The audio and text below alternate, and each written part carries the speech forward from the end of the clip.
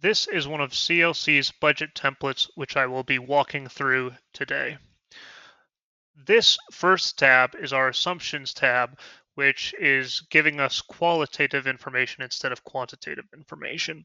So this is for context if you have someone taking over the budget, for example.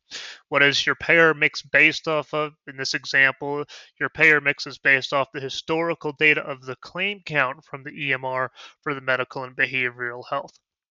You can see further down, we also have some qualitative assumptions listed here uh, for anyone's information who needs to jump into the budget. The next tab is a fiscal year 25 to 2026 board roll up. The purpose of this tab is just to roll it up and make it look nice and clean for both the board and also the finance committee. The next tab is a more broken out version. It's similar to the board roll up in that it is summarized and linking to other worksheets. But you can see we have the budget, we have fiscal year 2025 annualized with a variance along with the prior budget and the variance between both the budgets.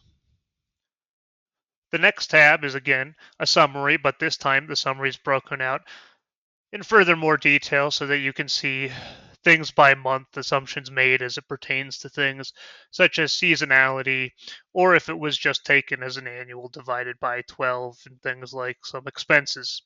I can see here, you can see 3751 on publications and printing. Those are all just divided by 12. Whereas seasonality is more of a factor in things like the net patient service revenue. The next tab is this key drivers worksheet.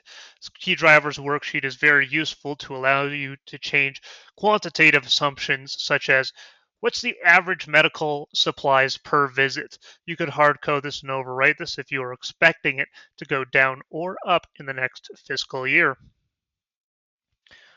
Our next worksheet here is the consolidated. This worksheet is consolidating all of your individual departments. So, for example, you can see in this patient revenue formula, it's including administration, medical, and behavioral health. Now, if we jump over to the administration tab, for example, you can see that each of the departmental codes are being included. That is, each of the admin departmental codes are included in this as a summary for that individual department. So we have the 10 code, the 11 code being facilities, 12 being finance, etc.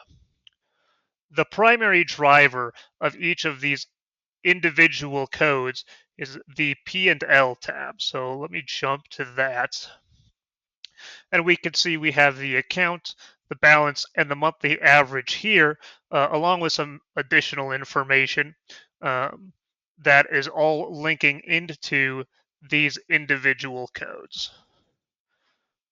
And that is the end of my summary of the CLC budget template.